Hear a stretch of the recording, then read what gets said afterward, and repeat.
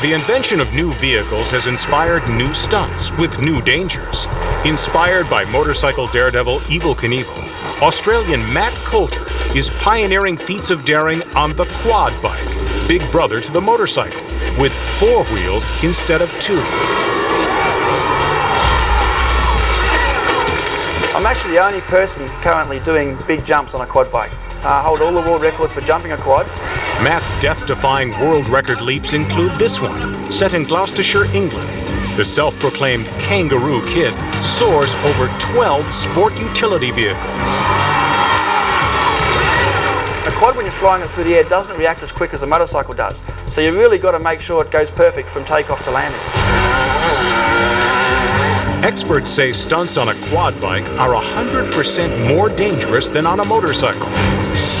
Matt confronts these risks when he tries to jump a paddle-wheel boat in Cornwall, England. As Matt approaches, he doesn't know that the winds have blown the boat too close to his ramp.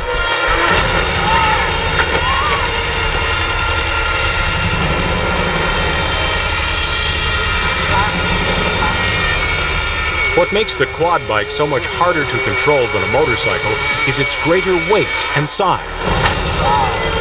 The bulkier mass also makes it more difficult to escape in a crash.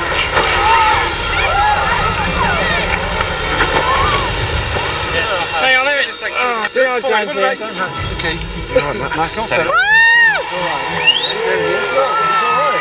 Was that good or what? Luckily, this time, Matt eludes injury, although he isn't so lucky a year later when he tries the same stunt again. Matt clears the boat, jumping higher and farther than Evel Knievel ever has. But his landing is disastrous.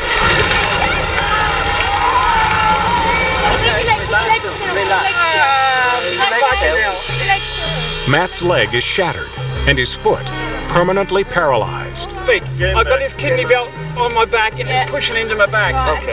Can you take it off? Just slide it out, please. So I crashed, landed into the ground and ripped my left leg virtually off. And doctor wanted to cut it off, but I didn't think that was a real good idea at the time. While he sustained permanent injury, Matt's daring spirit remains intact. G'day. Near Cirencester, England, he prepares for his most ambitious stunt yet, jumping over an airborne Cree-Cree, the world's smallest manned twin-engine plane. I had to trust the pilot really with my life, and I don't like trusting other people. With Matt speeding 80 miles an hour and the plane at 130, any miscalculation will likely prove fatal for both airborne daredevils. So Matt and the pilot rehearse the stunt without Matt actually doing the jump. It takes several practice runs before the timing is perfect. Then comes the moment of reckoning.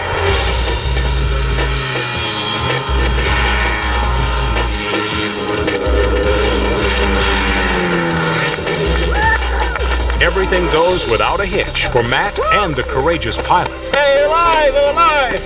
That was great, mate. That was great. Fantastic. Yes, great. This day, the quad bike daredevil can celebrate life, having cheated death one more time.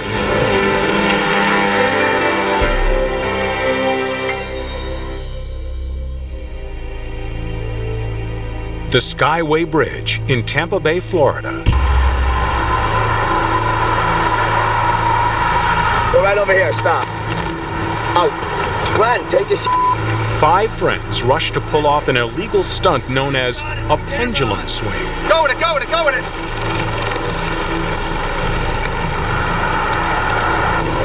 These 4 men and 1 woman are all attaching themselves to the same length of steel cable.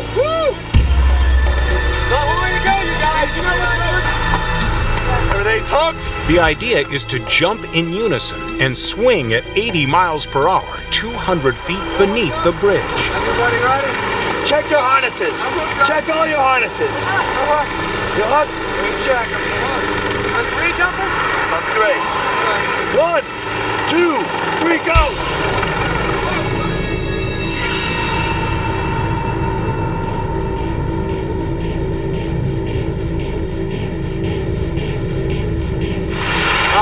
I can't see him As the empty cable swings in the wind, it's anyone's guess what has gone wrong.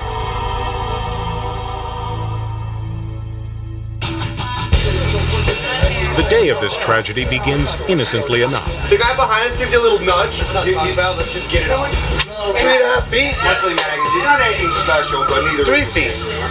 In a nearby hotel room, group leader Steve Trotter helps prepare their homemade equipment. This is the harness that will go onto your main. The tail pulls you right off that Tampa Skyway Bridge, ladies and gentlemen. I guarantee you a treat, folks. I guarantee you a treat. The rest of this daredevil group is comprised of Glenn Rome, Jeff Sargent, Kenny Bunker, and Lori Martin. It's not a guy thing or a girl thing. It's yourself thing, you know. It's whatever makes you happy and whatever makes you tick. Woo! There's only one way to go, and that's right over the edge. Go! Go! Lift it up! Next, they ready the 200 feet of steel cable used for the pendulum swing. That's 12 feet, Comprendo? Just trying to figure out the distance from the bridge and as much cable as we have right now. That's 12 foot. Just keep it taut a little. We might have a little bit too much. Hey, that's hopefully, I know we have enough, but we're just trying to trim off what we don't need right now. It's too heavy. I should have used the other cable. But then again, we'll all die with the other cable. One end of the cable is attached to a 2-ton Cadillac. This will act as their anchor on the bridge when they make the swing. It's not gonna cut very well. Is there a little wrench? No, I don't have any little wrenches. Ricardo might have a wrench. The other end of the cable is connected to 5 shorter cables.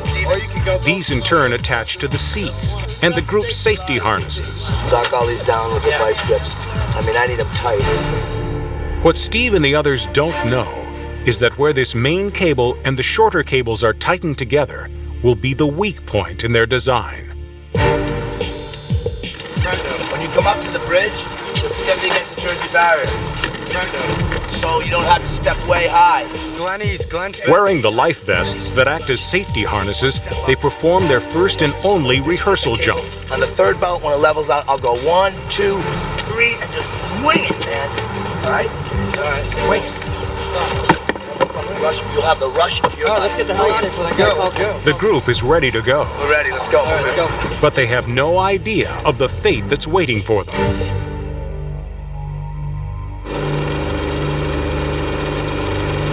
As they drive toward the Skyway Bridge, the plan is to move quickly to avoid authorities. Steve has hired a helicopter to tape an aerial view of the swing. 2 boats also wait below, one to tape the events, another to rush them away before police arrive. Go right over here, stop. Little more, little more. Stop, go, out. Glenn, take your Go with it, go with it, go with it! All right, all right, all right. Woo! Okay, they're getting ready. Everything's hooked. Everybody ready? Check your harnesses. Check all your harnesses. Okay, they're getting up. You're hooked? Stand up. The group is ready for the jump that will change their lives forever. On 3. 1, 2, 3, go!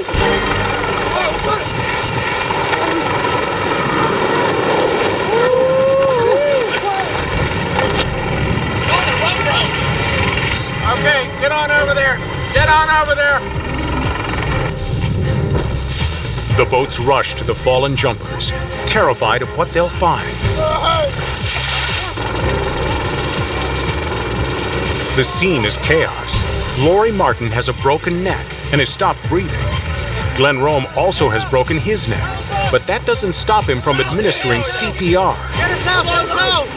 Lush, don't do this to me. Come on, Lush. Lush. Come on, come to, baby. The other injuries are also severe. Jeff Sargent has been knocked unconscious, and Steve Trotter has 4 broken ribs and a punctured lung. Only Kenny Bunker has escaped uninjured. Come on, cameraman, somebody help me. The wounded 5 are either lifted or struggle to pull themselves into the boat. Mercifully, as they speed toward shore, Lori Martin's breathing returns to normal. Keep breathing. Why did that thing break, huh, Jump? Wait. We're alive, buddy, bro. We're alive. There it goes. In minutes, more than 50 rescue workers will tend to their injuries and transport them to the hospital.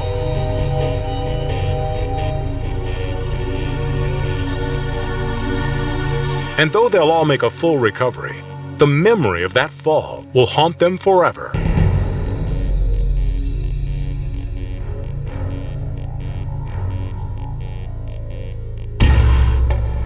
When I heard that noise, let me tell you, no one knew what that noise was, but I knew what it was. It was the cable and the harness just disconnected. We were probably going over 80 miles an hour. We hit the water, and hitting that water was like hitting a ton of bricks. And how has this brush with death changed these high-flying thrill seekers? It definitely goes into the collection of stupid things that I've done. That's for sure. I don't know what to say. I look at it, and I can't even believe I did something like that.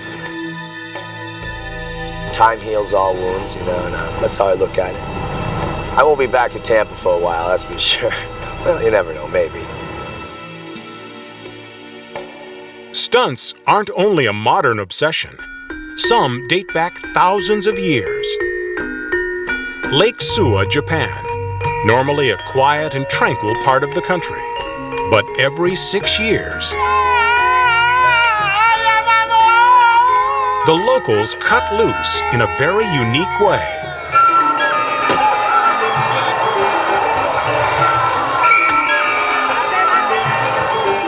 It's called the Onbushira Festival, or the Divine Log Festival, and it's one of the most dangerous rituals in the world.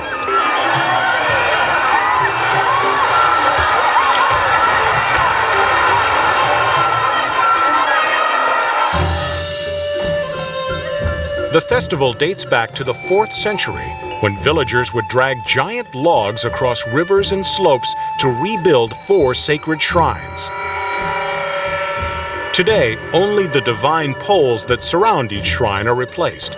But the festival has become a way for the local men to test their bravery. And this is a test worth passing, with injuries and even death a common occurrence. ろくなことは言われねえだね。どんな大先輩が乗ったって怪我すればろくなことは言われない。言われたってなんだってやっぱりそういうものは祭り好きだからな。 Only citizens from the Lake Suwa region are allowed to take part in the festival, which begins with weaving the thick ropes used to drag the logs that can weigh up to 10 tons. The logs come from fir trees that are 150 years old and grow on a sacred mountain.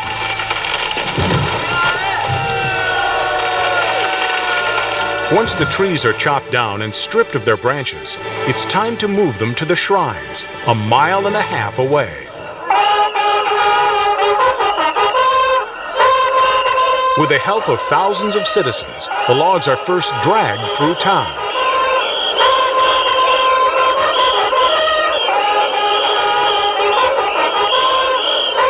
Next, the logs are carried across the Miyagawa River, a part of the festival believed to purify both the logs and the participants.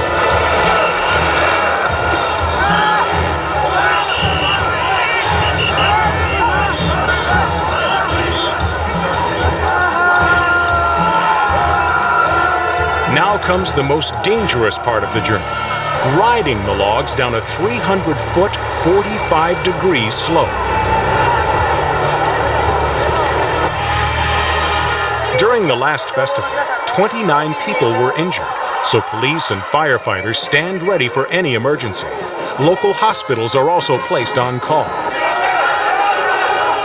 Only men with a history of community service are allowed to ride on the logs. Sitting at the very front is considered the festival's greatest honor. And fights for this top position add to the drama.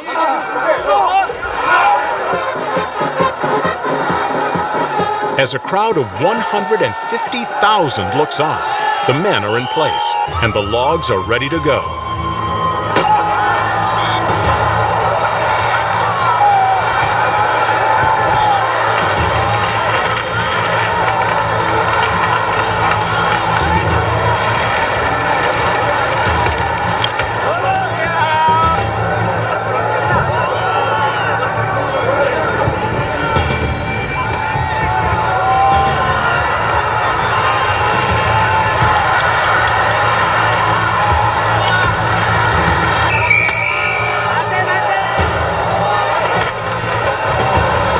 As men fall off, others rush in to take their place.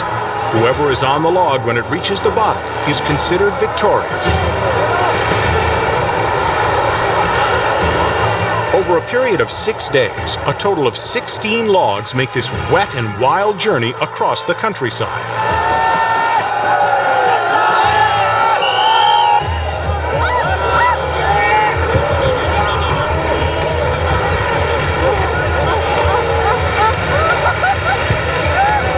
Although 34 people are injured, fortunately no one is killed. For everyone else, it's time to celebrate and count their blessings.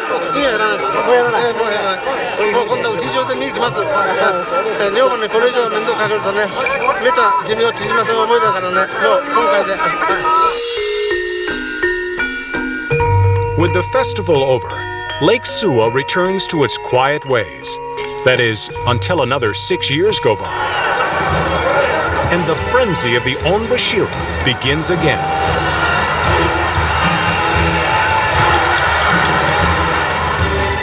To attempt amazing stunts like the Onbashira, you have to be a risk taker. But in the world of base jumping, 3, 2, 1, exit. Taking risks is the name of the game. Beautiful, Eric. The word base in base jumping is an acronym. The B stands for building,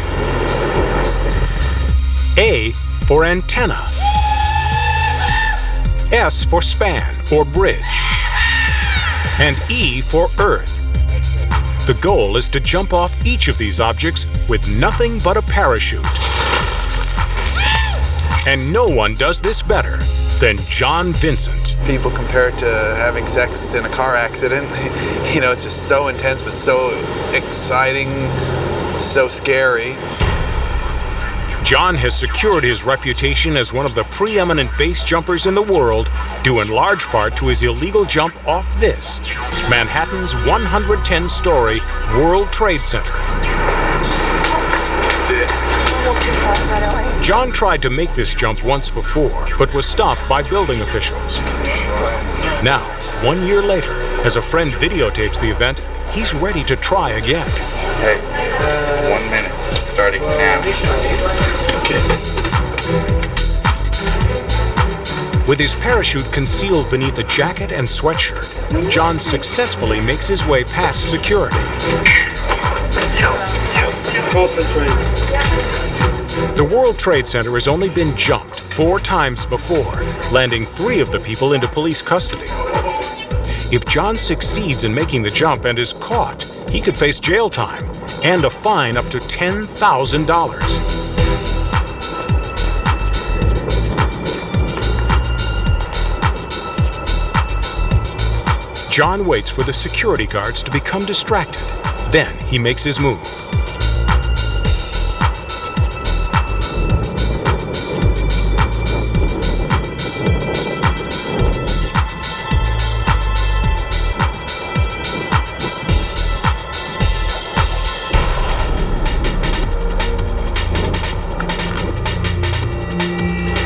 Finally got over the fence and I was there. It was just a big relief to finally get to the edge and be able to jump. Go, down. Yeah.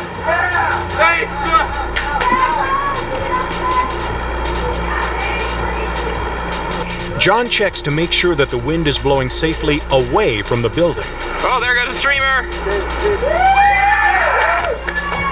Conditions are good, and there's no stopping him now.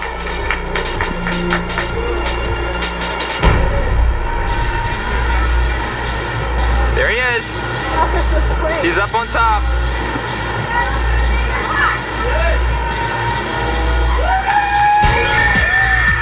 There he goes! Oh my God, he did it!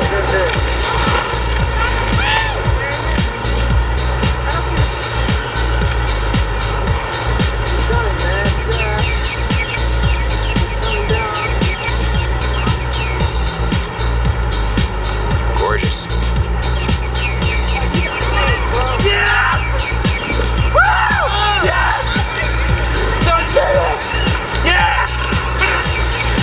His jump is picture perfect. Unfortunately, John is left little time to savor his victory.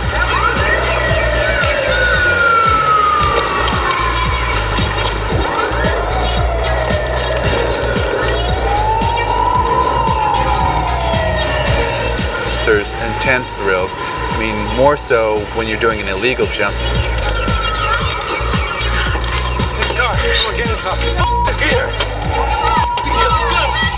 Especially when you hear sirens, your adrenaline gets going a whole lot more and you run a lot faster.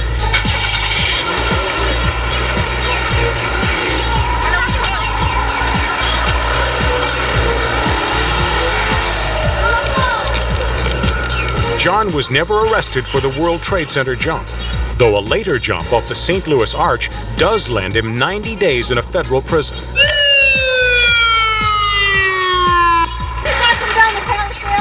Excuse me? You seen God Who Done It, Pablo? No, I didn't see anything. I don't know. I just saw some guy running around, so.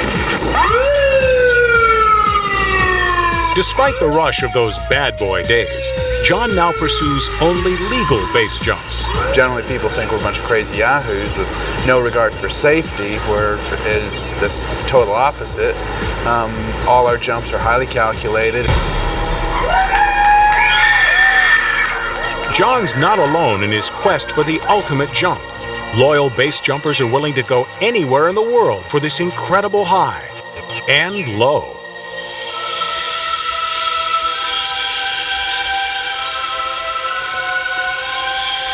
Welcome to Central Mexico and the Cave of the Swallows. Home to tens of thousands of the birds that carry its name, this is the mouth of a cave that drops 1,400 feet and is large enough to hold the entire Empire State Building. It also holds a unique challenge for a group of 7 friends. We had done all the normal, everyday, mundane base jumps, buildings, antennas, and bridges, and we thought what a neat adventure it would be to go deep into Mexico. From Mexico City, the group makes a 6-hour drive to the city of Aquismon. Then it's another hour up a narrow mountain road, and finally, a 20-minute hike to the remote cave itself. Lay down on your belly and look over. Take your time, guys. It's sheer right there on down. There's nothing to prepare you for what you see when you look over an edge and it's straight down over 1,000 feet.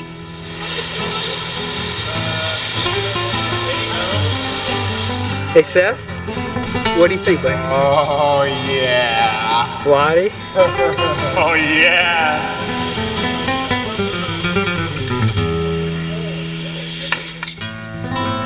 The friends set up base camp, which includes a gas winch to power the 10-minute lifts out of the cave following their jumps. The winch also lowers them into the cave to inspect the interior. Lottie, so this is your first rappel into the Satano. How you feeling? Well, I've got more confidence in my gear, but this rope will keep me safe. The walls appear smooth, Amazing stuff. but really hold numerous cliffs and outcroppings, perfect for snagging a parachute. The walls are really just because of the shape of the rocks. Deceiving. You really have to look at the ground and the shirt and the people to get a judge for distance. Although the walls seem to run straight up and down, the cave is actually shaped like a bell. The bottom is much wider than the top. In fact, the cave floor is the size of a square city block. Wow. Pretty amazing. It's like being on Mars. Nothing quite like it in the world. Definitely an intimidating base jump, that's for sure. Giant X's mark the safe landing zone. Then it's 1,400 feet back to the surface to prepare for their jumps. Elevator up.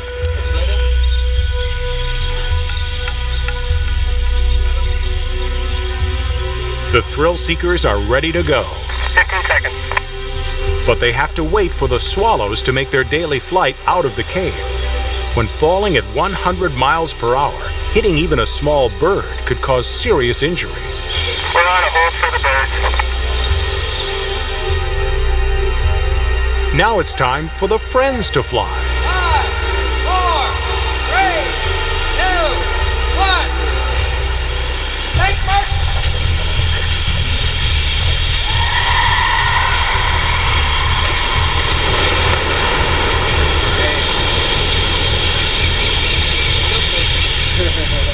Dead center. The t-shirt, the t-shirt.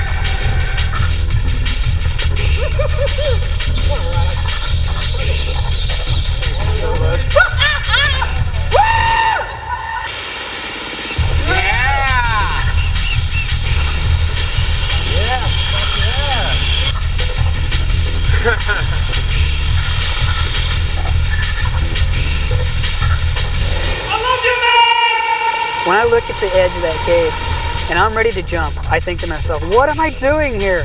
I've got a great life, I've got a good job, but this is adventure and it's a way we enjoy our lives.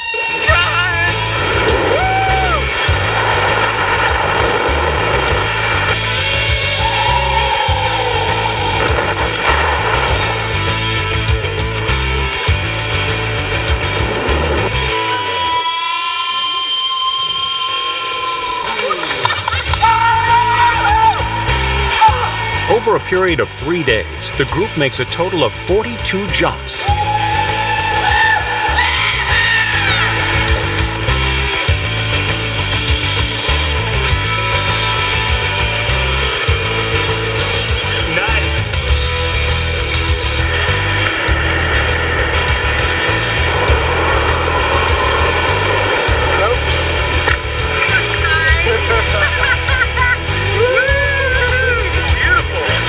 Finally, it's time for the men to keep their feet on the ground and return home.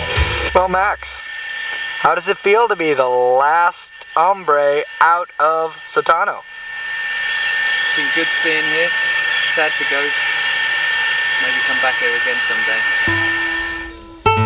But the friends leave the Cave of the Swallows with memories and a rush that will last a lifetime.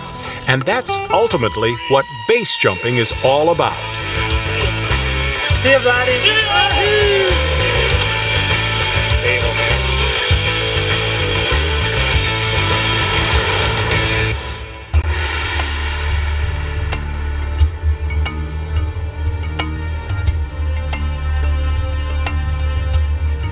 Ladies and gentlemen, the Flying Wallendas and the 7-person pyramid.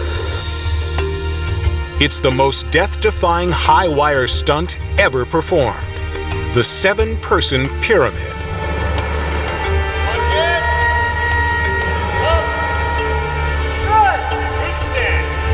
This act made the Flying Wallendas famous. It also made them infamous. The Flying Wallendas got their start in 1928. They quickly gained worldwide recognition, not only for their dangerous routines, but also for their show-must-go-on mentality, generated by the family's patriarch, Carl Wallenda. It didn't make any difference if there was a war, or who we owed money, or who owed him money, or who he didn't care. The only thing he cared about was getting in front of an audience and pleasing the audience. That was the only thing in his life. Younger Wallenda generations continually joined the act, often taking their first steps on the wire, soon after taking their first steps on the ground.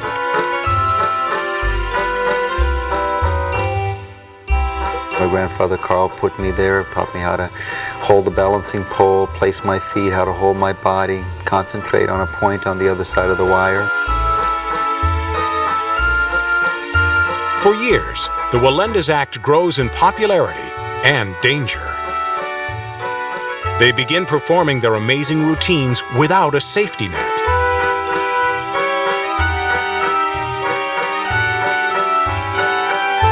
Through all of this, the 7 continues to be their crowning achievement.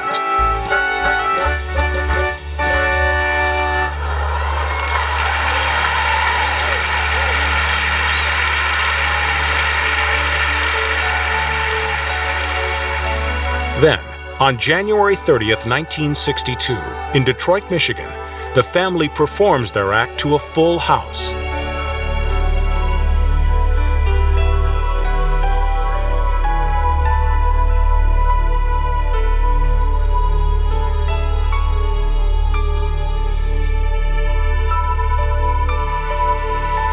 Now it's time for the 7.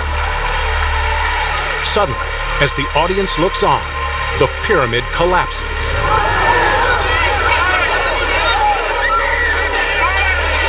I remember hearing my grandmother cry, and my aunt came over and they were crying, and I knew something terrible had happened, and I remember laying in bed and covering my head because I didn't really want to know what happened. 2 members of the Wallenda family are killed in the fall. Mario Wallenda is left paralyzed for life. People that saw the accident said that I had caught the wire, and that when the chair came down, it hit me in the back of the head. You can see the body falling, and there's a chair next to it, and that's got to be me. That's fine. Just slow and not so fast, please. That is good. Despite the tragedy, Carl Wallenda refuses to give up.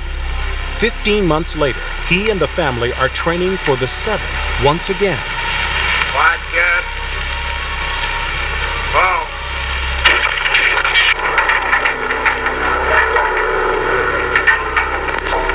None of the Wallendas are seriously injured when the tightrope rigging collapses. In spite of this scare, Everything is fine. the troupe performs the 7 3 weeks later for an audience in Fort Worth, Texas. Very good. Don't get nervous in front.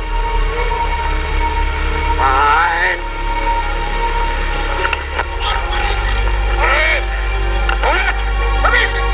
This time, the 7 is a success.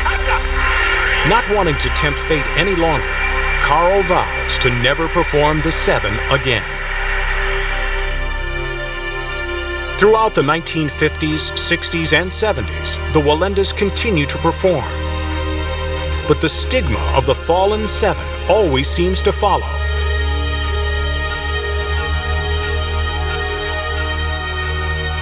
Then, in 1978, Carl Wallenda performs a high-wire cross in San Juan, Puerto Rico.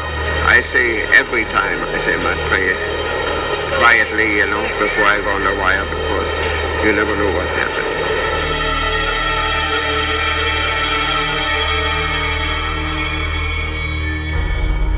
The 72-year-old patriarch falls 10 stories to his death.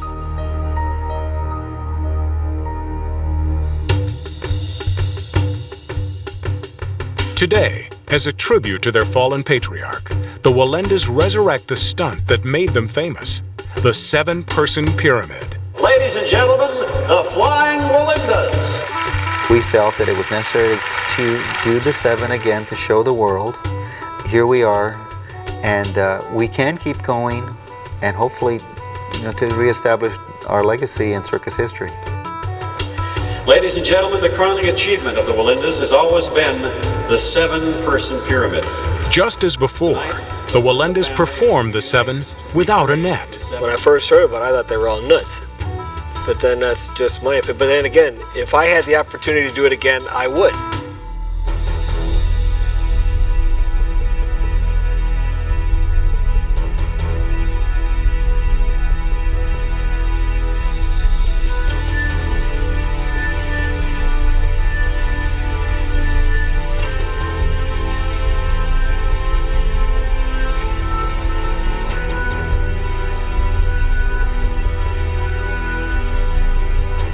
The pyramid is assembled. Now comes the perfectly synchronized walk across the high wire.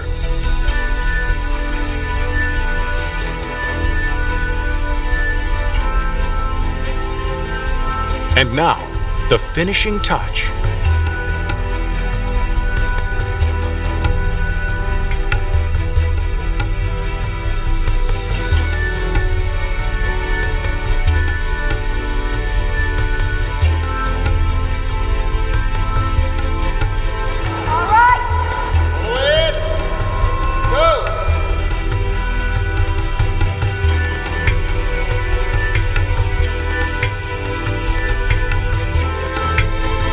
Inches from safety, the 7 carefully disassembles.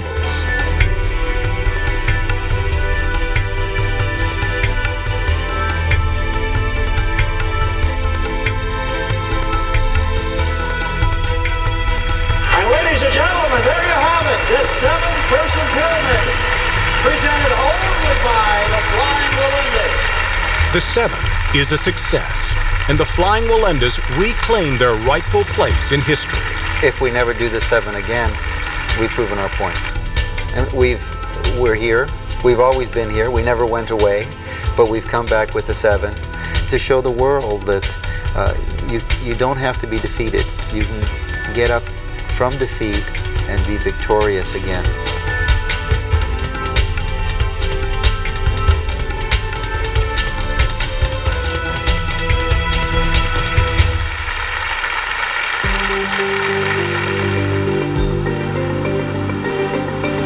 Scott Balcom is walking on the modern-day equivalent of the tightrope, an inch-wide length of nylon called a slack line.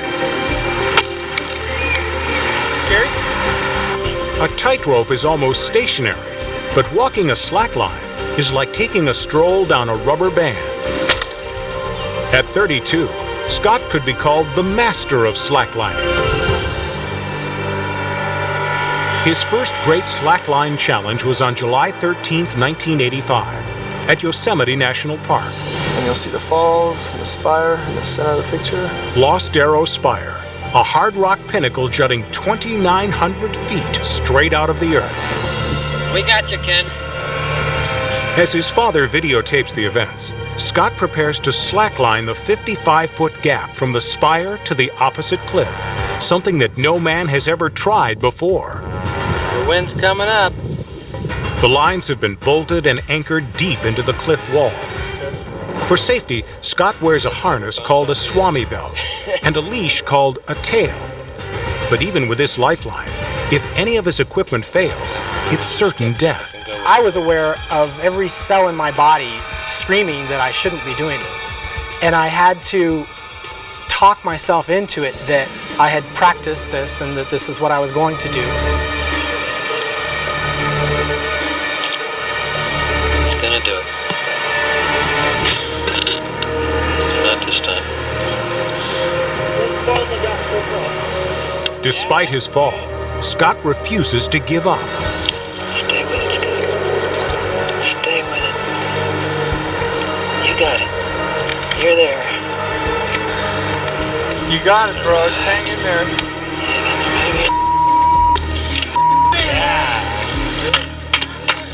Yeah. It's really a matter of conquering your own fear.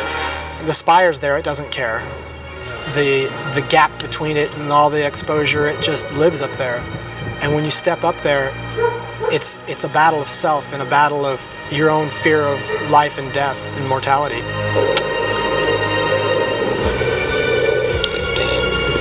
16, that's the farthest. 17, that's the most he's made it. 18, 19, 20, 21, 22, 23, 24, 25, 26, 27.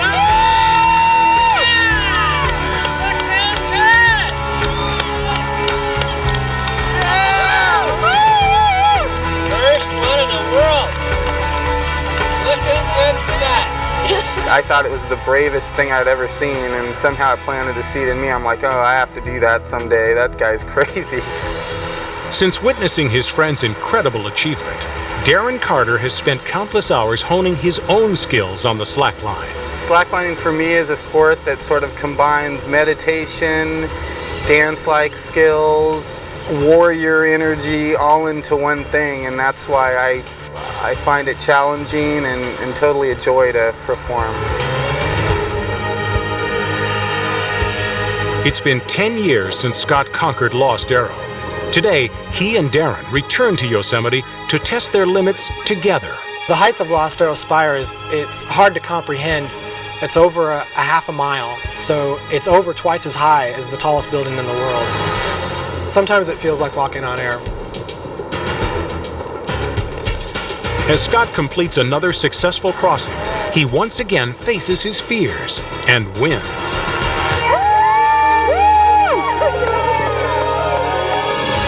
Now, Darren makes the cross.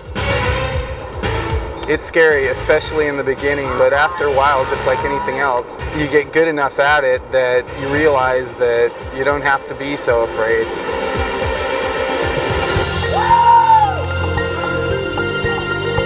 The men have completed a feat others have only dreamed of, slacklining Lost Arrow Spire. When you get to the other side, it's quite a rush. It's you feel humbled and bulletproof all at the same time. It's kind of weird. I always feel really proud and really blessed, and I always get emotional. So. But for Scott, the meaning of slacklining is very simple. Slacklining to me is about balance. End of story. The Catalonian region of Spain is steeped in traditions. And none are as treacherous as the human towers known as castells.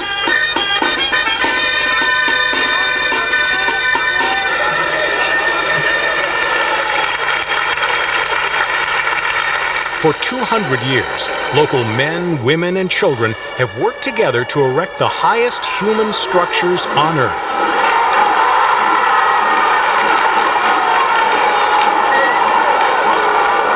Un pes de sobre, no? Perquè el dia 1 ja havia de ser possible aquest castell, no va poder ser i ens vam quedar una mica amb el de gust de boca, no? But despite this legacy of engineering, castells often fall victim to the forces of gravity. Luckily, serious injuries are rare, and only one person has died in the last 100 years. When a tower falls, castellers have a word for it. They call themselves llenya, or firewood. Each group has their own rehearsal building, where they practice year-round.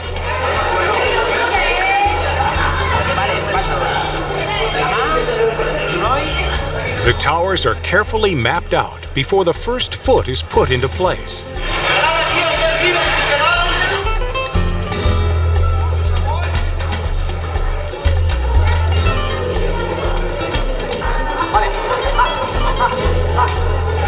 The towers range from the simple to structures that can reach up to 9 stories high and contain as many as 300 people.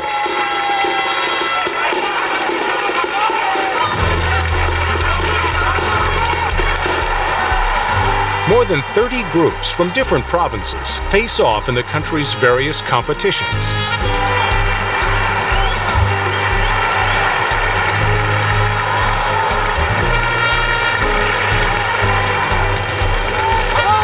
On tower building days, participants wear traditional folk dance costumes, white trousers, and brightly colored shirts. The most essential piece of clothing is a sash that's wrapped around the waist of each participant. This provides back support, as well as critical foot and hand holds. Over the cheering crowd, the human tower begins to take shape. A majority of the castellers, sometimes numbering into the hundreds, form the base. They're the strongest members of the tower and call themselves squatters. Lighter people make up the center of the human pillar. As a tower builds, the pressure mounts. One wrong move can send the entire group crashing to the ground.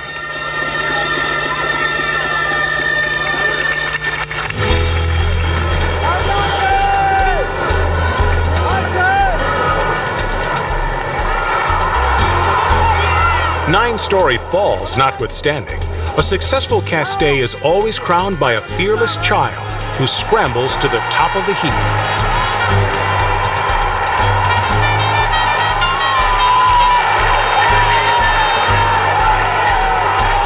Apuntades el 3-10 i, bueno, el descarregues. A partir d'aquí, minyons, quan assaja un castell, a darrere hi en té un altre.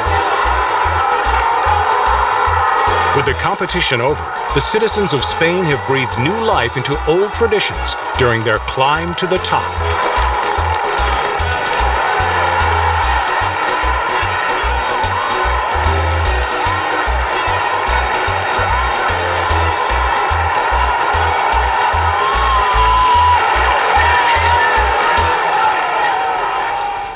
This man may look like your average Joe, but watch out.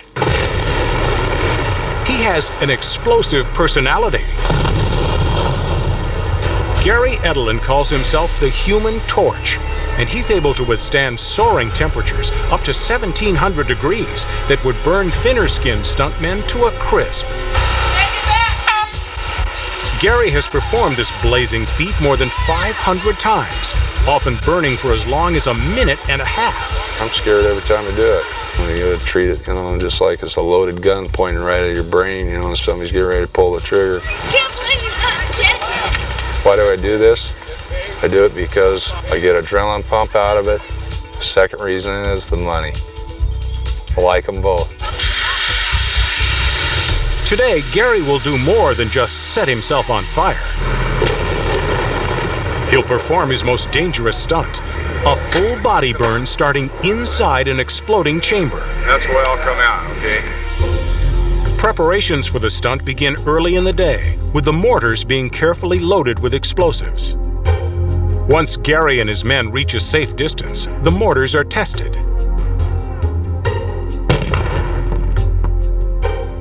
We need complete silence while Gary prepares. Let's hope that nothing goes wrong. Remember, these are all highly trained people. He has his own staff. To help protect Gary from the intense heat, he's smeared from head to toe with a special cooling gel. Then, Gary puts on several layers of protective clothing, followed by a fire-resistant Kevlar suit. Then, to make sure he burns brightly, a final and dangerous touch is added. Gary is covered with a highly flammable liquid adhesive. Now, it's time for his big bang.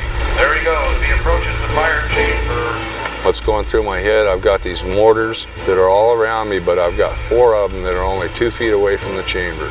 If one of these things was, to explode, it's either going to kill me, blow my legs off, or it's going to do something. Okay, we're going to do a countdown, and we want everybody to do it real loud. I put my hands against the front of the doors like this. I'm listening for the countdown. 5, 4, 3. It erupts with the force of several hundred sticks of dynamite. The only thing protecting Gary from the blast are the thin walls of the chamber. Astonishingly, the Human Torch emerges from the fire, alive and trailing molten flame. The Human Torch, chamber of fire. What an unbelievable stunt. How can he possibly live through this? Sealed beneath his protective Kevlar hood is a small canister that provides Gary with a precious few seconds of air. If they don't get me put out right away, yeah, I'm going to get burnt.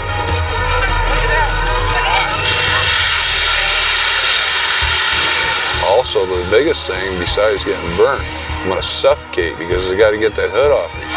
Check the ignition.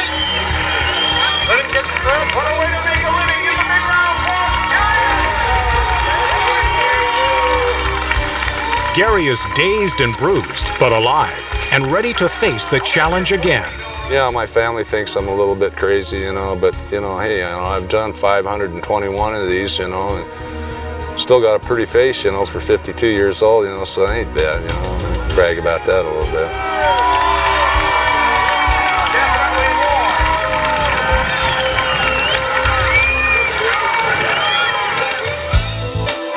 You can call them crazy, think they're insane, but they don't have time to listen. For these bold men and women, the thrill is doing what others say can't be done and feeling more alive than they ever have before. Where we see a cliff, they see a challenge. Where we see open sky, they see the chance to take flight. But that's what makes them different, and that's what makes them take on the world's most death-defying stunts.